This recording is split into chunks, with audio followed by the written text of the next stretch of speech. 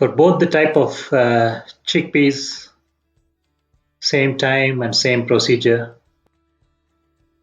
Add hot water and close the lid and leave it overnight. Even 2 hours is sufficient, but overnight it soaks better, and then you can drain the water off.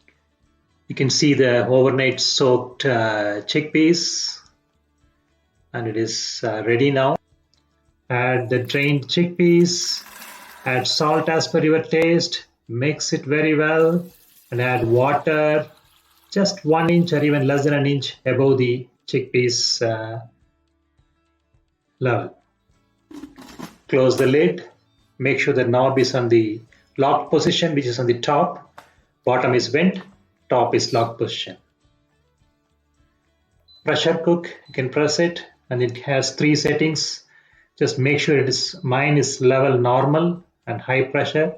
I set it for 33 minutes, 30-35 minutes is also okay. Switches on automatically now. Once it's cooked, it's off position. You can see the silver knob on the top, which means the pressure is still there. You can manually release it or wait till it's going down and then open. You can see the silver knob gone down once the pressure is released. Open the vent and then open the lid, and you can see the white foamy stuff still there in spite of so many cleanings. Make sure it is drained before filtering it out. Once you remove the foam, you can manually drain it, and it is ready now. The salted pressure cooked chickpeas is ready to eat now. If you want to spice it up in East Indian style, watch further. Chopped onion, curry leaves optional, green chilies, 4 of them, and cilantro, coriander for garnishing. You can use red chilies too. Heat the pan, add oil. I just used less than a spoon because it is non-stick. Add the mustard seeds. Once mustard seed splatters, add onion and curry leaves together.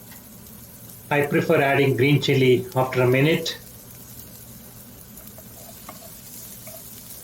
You can saute it. Once it is golden brown, you can add the chickpeas now.